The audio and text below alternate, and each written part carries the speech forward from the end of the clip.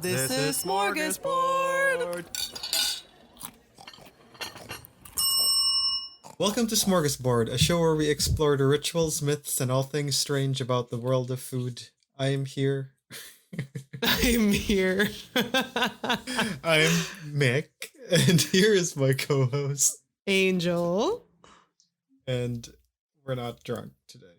I am. I don't know what you're talking about. Apparently Speak for yourself, I am too, dude. So. And today we are covering Wolfsbane. Nice. The aconite plant. Oh, it's a plant. I thought it was like a part of a wolf. No. Wolfsbane, for many of you probably heard this if you're like a fan of mythology or witches or fantasy. Yeah, it doesn't sound like a real thing. It sounds like an anime. Yeah. Have you ever heard of Wolfsbane before? Probably like in fiction, not in real life. Like I don't know that it exists. Yeah, it's a real thing. But before we go into that, what's in your palate, I guess we might as well announce that the Girl Guide cookies have finally arrived. Yay! All 2 cases of it again. Oh, yeah. This is gonna last me for a long time, I hope. That's what we said about the last case. And true. That was we have no self-control. This is 2 bad. months ago. Do we have self-control? No. No. But I have something else in my palate. Oh yeah? So my friend made a bunch of chocolate mousse. Like a giant tub of chocolate mousse. And she's all like, it's too much for me and my husband. Do you want some? I'm like, sure. I went to her house to go pick it up. She like, there's so much chocolate mousse in my fridge right now. It's insane. It's a tub. Oh my goodness. At first I'm like, do you want me to bring like a Tupperware or something? She's like, no, I got you. It's a bowl that's like this big. Oh my goodness. That sounds like, oh my goodness. With so much chocolate mousse right now. With the Girl Guide cookies? Yeah, she told me, she's all like, you shouldn't eat it alone. You should like dip it in some, like put it on bread. I'm like, I don't eat bread. And she's like, put it on a cookie? You could put it with the Girl Guide cookies and then maybe like whip cream and too raspberry too syrup? chocolatey. That'll just be too much. How about raspberry? It's quite sweet. Oh yeah, like with raspberry it would be pretty good. With any kind of like berry or fruit. And then Thin Mints. Thin Mints, it would probably kill me. Put it all together, you know. You put the Thin Mints in the chocolate mousse, and because it's too chocolatey, you put the raspberry and whipped cream. Put some ambergris on top. Yeah. To make it a little bit drizzle. More pungent, yeah. A little bit sharp. Yeah, like it could be cheddar. Like a mousse salad, like a fruit salad, but mousse instead. Salad. Yeah, that's anyway.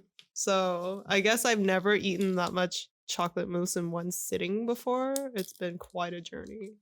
It's been 2 days since I picked it up from her. I still have like a good amount left. Okay, I thought you were gonna say there's no more left. No. I actually couldn't, like, it was so rich that I couldn't eat all of it at once. Yeah, and I am like the queen of eating everything at once. Yeah, that's free mousse too. I'm surprised. Yeah, you didn't finish it in one sitting. In one sitting, yeah. I think the most I ate at one time was like a third of that tub, which is quite a bit already.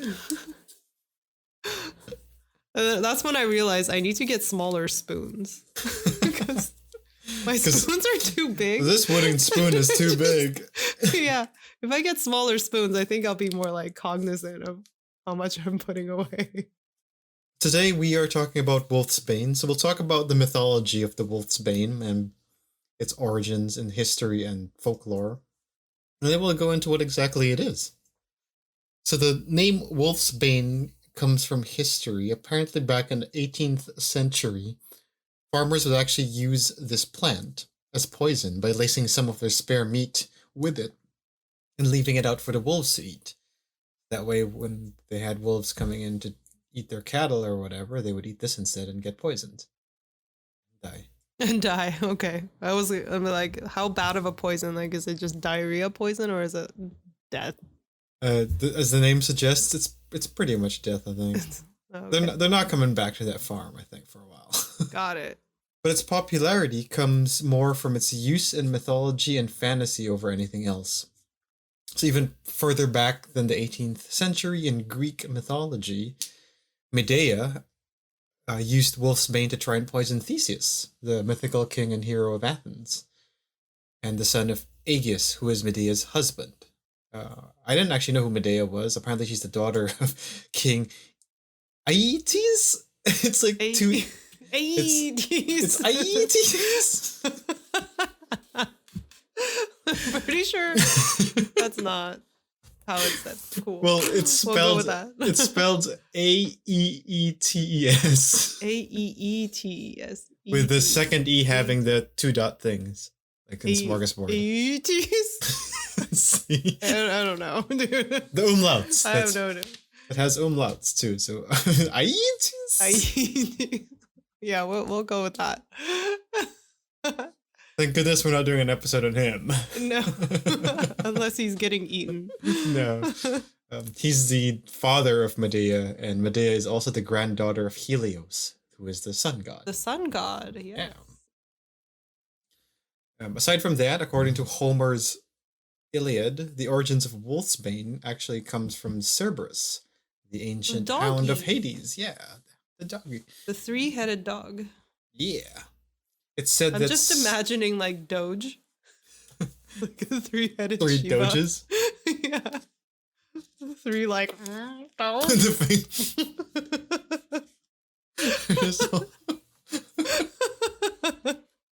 guarding the gates of hell. They should have played Cerberus as a Shiba for the Hercules movie. Doge? Arf! Much hell. Very scared. I'll choose to hang out in hell. I'm good. With Doge. But it is said that the origins of wolfsbane, the plant at least, comes from Cerberus's saliva. So when it lands on the ground, it poisons the ground, I guess, and sprouts this plant. Sprouts. Okay. Poison Doge. Yeah, poison Doge. Wolfsbane is also known as Hecates, which is named after the Greek god Hecate. It's a lady god. It is a lady god. She is the Greek goddess of witchcraft, necromancy, and poisons. I think I like her. Oh, I think so too. Yeah, this is right up your alley. She's also the goddess of the night and moon. Oh, I love her. I will worship at her temple, cool. even though I don't know how to pronounce her name. Hecate? It's Hekate. Hecate. We need Callista to come and like correct our Greek Yeah, pronunciation. true. We should. Her actually, I think in her image, she's usually portrayed to be holding 2 torches. I don't know why. Okay, cool. Witchcraft, necromancy, and poisons, and all of a sudden she's holding torches. I mean, those torches could be poisonous. Yeah.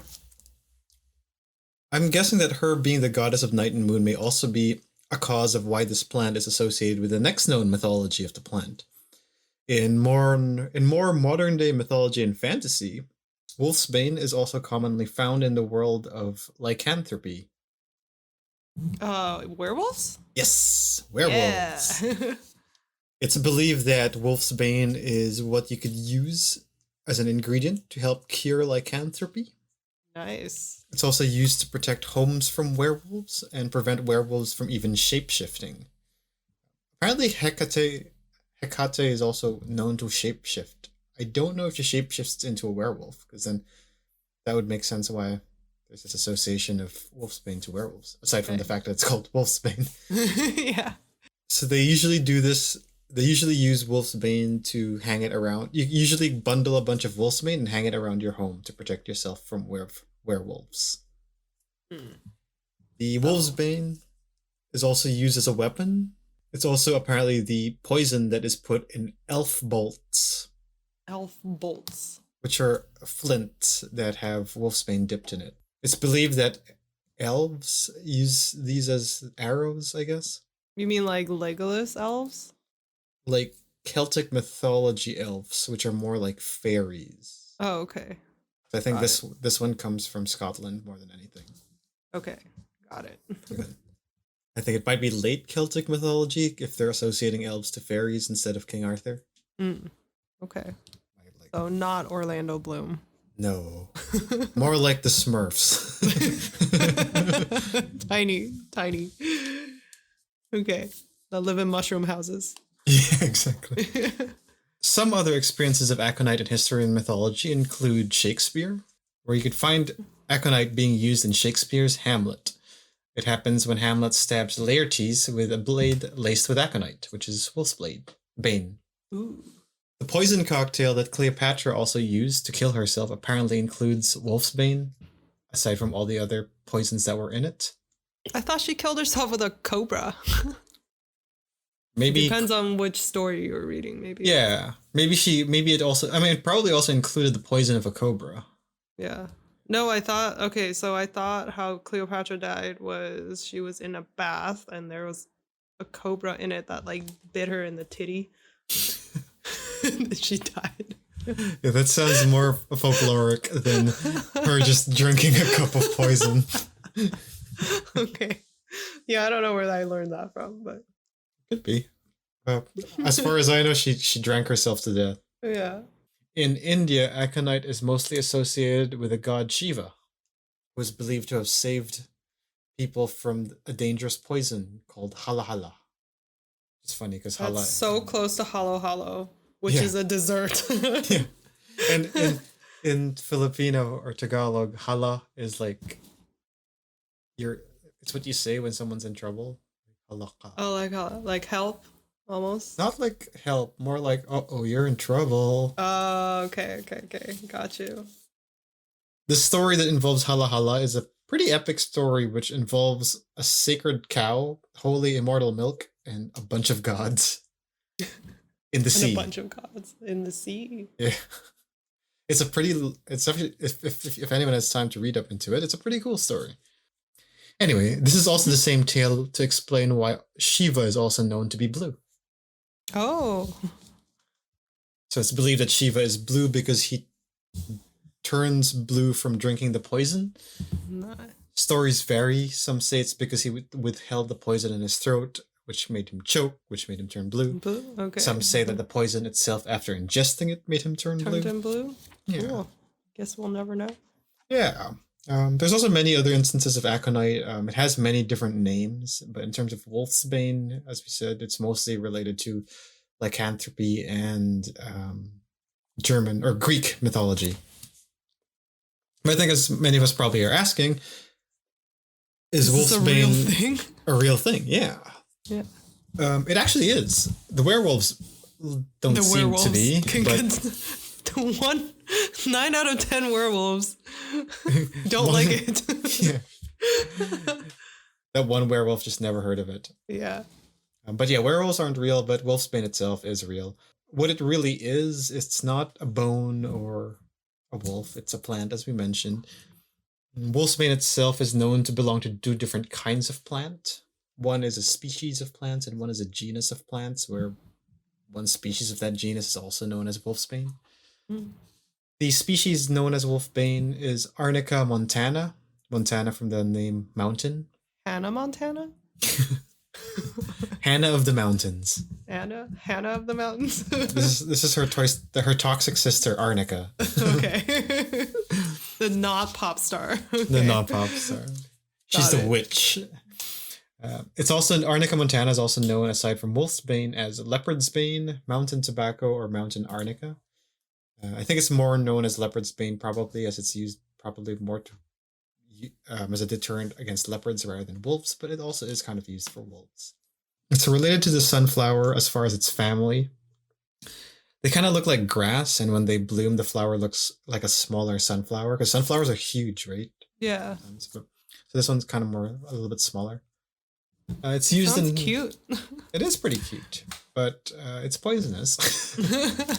But this one is used in herbal medicine as an analgesic or a painkiller, or also as an anti-inflammatory, similar to how willow bark is used.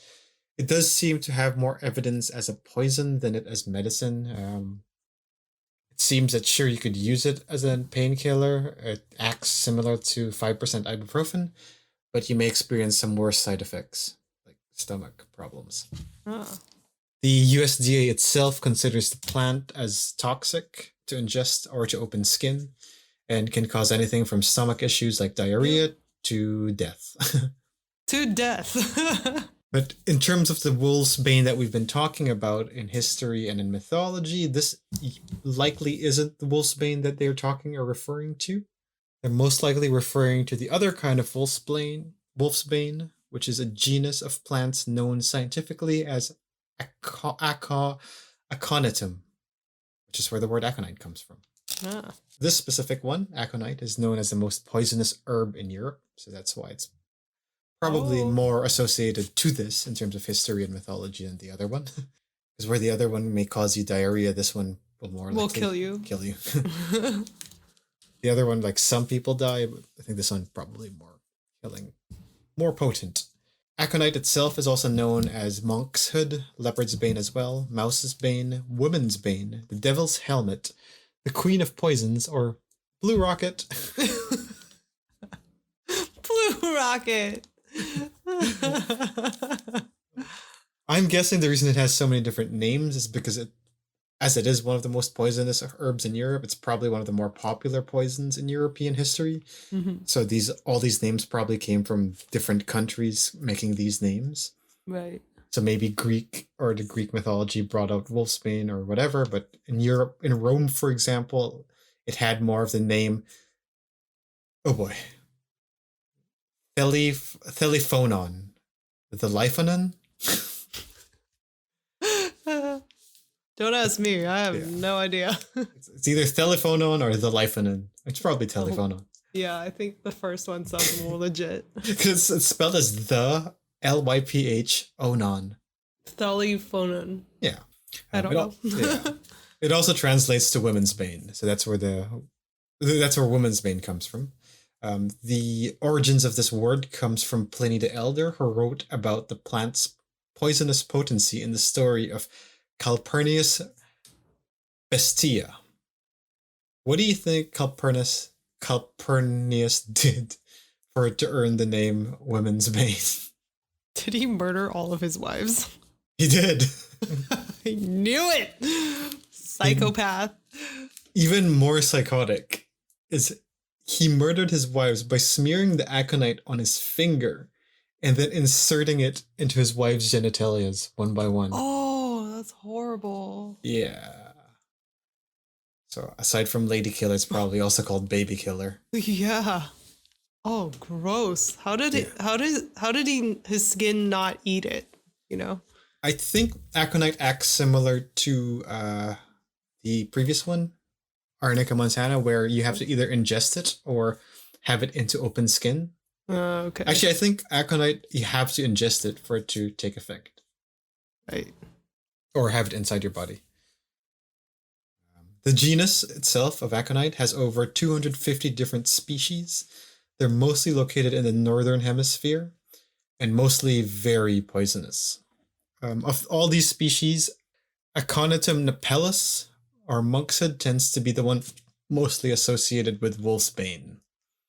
So this plant grows through a tall stem, similar to the Arnica montana, but unlike the Arnica montana, where it's just one stem with the flower on the top with very few leaves, this one generally has dark green palmated or palm-like leaves running up the stem, and then the flower grows at the top, similar to the Arnica montana. But it doesn't look like a sunflower. It actually looks more like they call it. What's it called? Raceme? No, it's raceme. It's spelled as raceme. But that's a shape, apparently. The shape means it's a group of flowers that grow vertically off one main axis, similar to mustard or radish flowers. Oh, okay. I'm like, that's not a word. Raceme? That's not a shape. A rhombus is a shape. It's the name of the shapes, the style of flowering it does, where it's like, I guess, it grows vertically and then little flowers and little stems come out of it. Right. So I guess like lavender also sort of. It kind of reminds me of lavender. It reminds me of lavenders because the flowers that grow on top of it vary in color, and one of it being purple. Oh, pretty. Aconitum napellus actually is the one with purple flowers. Oh, pretty. But it also Pretty grows pretty death. The other flower colors include blue, white, yellow, and pink. Which one do you want to die by today? Yeah. Which one? King Charles? I would like to die from the pink ones. I'll take purple. Purple looks nice. Purple's nice too, yeah. The poison itself from the aconite plant comes from the aconitine poison, or alkaloids, which are usually found in the roots. So usually when you make wolfsbane, it's not the flowers that you feed people, it's usually the extract from the root. Like how you get ginger extract from ginger root, not the ginger plant. Right. Delicious poison. As the name suggests, aconitine, the poison, can only be found from this genus of plants. It's a very potent neuro and cardiotoxin, which means it affects both your brain and your heart. Neurotoxins are ouchy. Yeah. From what I've heard. Yeah. So aside from the diarrhea that you're likely going to get from this, you'll probably also get heart arrhythmias, like paralysis, brain convulsions, and, well, death. And pain before your death. Yep.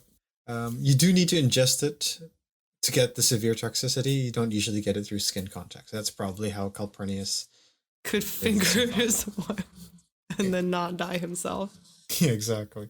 Yeah, I was like, doesn't your skin like eat everything? That's what I thought. Yeah. Well, I guess so, but maybe it's how your body processes it is different. Right. Yeah. Maybe your skin rejects it right away, or just keeps it. It doesn't actually absorb it. Maybe the molecules are too big for your skin to like absorb it. Yeah. That's I don't know. I know. Science. Yeah, it's like when you rub dirt in your arms, you're not body's not dirt. gonna absorb the dirt necessarily. Yeah. True. A couple of wolfbane facts. The Arnica montana apparently has a demand of 50 tons a year in Europe, but the supply to do what? To murder your wife with? Apparently. that much wife hate, I guess. But apparently you can't really meet that demand in terms of supply, as the plant is protected in many European countries due to its rarity. I was looking up how to grow both the Arnica montana or aconite for non-poison related reasons. Sure. Totally trust you there. And it does seem like it's not the easiest to grow. So it's not one of those plants that you could easily grow in quantity, and there's not really a demand for it. I guess there's not a lot of people who want to kill wolves or wives. Or wives. Aconitum derives from Greek, possibly from the word akon, which is dart or javelin, as the Greeks would dip their tips of their darts or javelins on this plant to poison it. Acon also comes from the word aconitus, where ac means pointed and konos means cone. Hence why Pointy cone. Pointy cone. Like a dart or a javelin. As I mentioned, that's quite redundant because cones are always pointy. Otherwise, they're not a cone. Look at you outsmarting the Greeks. Yeah. Pythagoras. That, inventors of math or whatever. Should be ashamed, Pythagoras. Whatever you people did. Stand in your togas. Toga party. In terms of what you could do with wolfsbane, it really isn't used for food, for maybe obvious reasons.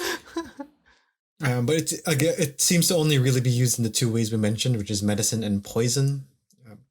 Today, it's used in medicine, in herbology or Chinese medicine still, or anyone who may be practicing witchcraft.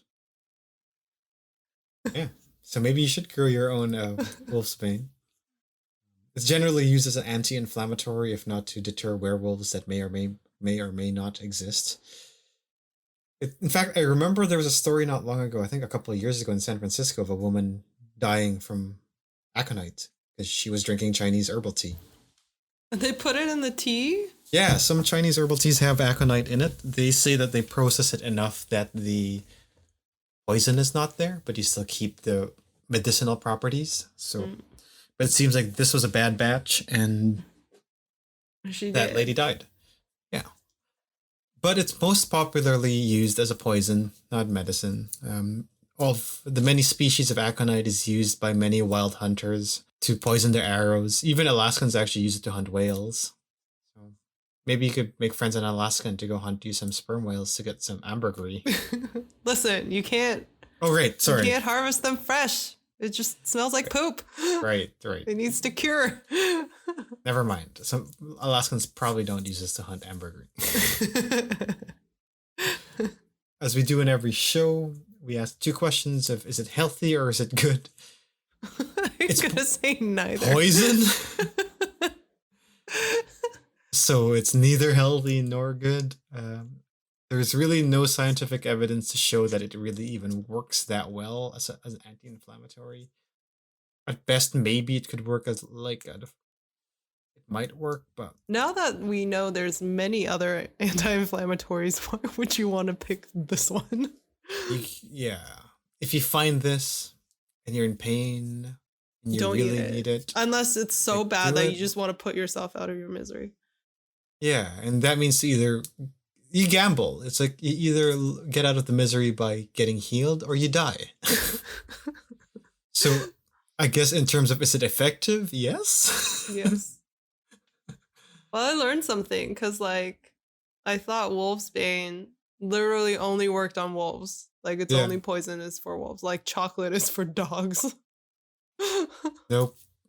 Wolfsbane is poisonous in general. For all of us mammals and non-mammals alike. Yeah, they seem to use it a lot even for hare hunting, bear hunting, deer hunting. It's a good way to take down them down. Yeah. Even the elves used it, so you can't trust a Smurf. Who can you trust? So that's our episode on Wolfsbane.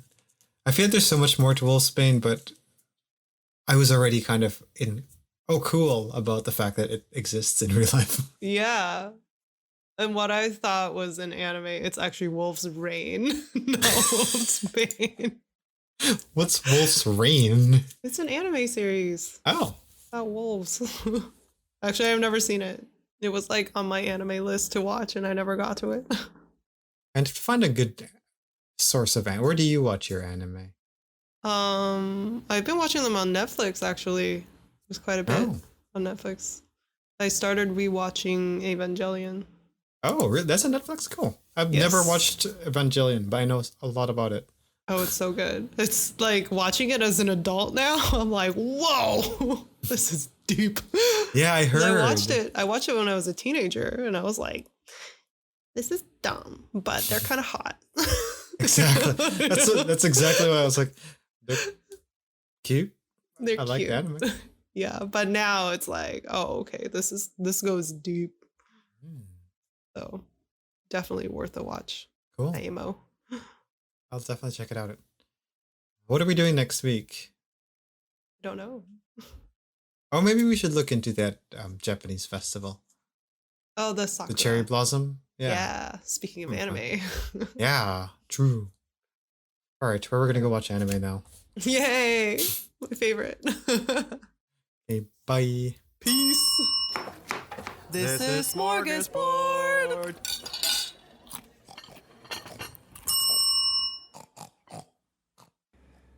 This show was created by Angel Lynn and Mick Narciso, hosted by Angel Lynn and Mick Narciso, edited by Mick Narciso and Bianca Goico, logo and graphics by Angel Lynn, music by Mick Narciso, and videography by Bianca Goico. The show is produced by Geek Happy Network, constantly curious about the things we love. If you enjoyed listening to Smörgåsbord, remember to subscribe to the show on Spotify, YouTube, or on your favorite podcast app. Remember to leave a review. We would love to hear your thoughts.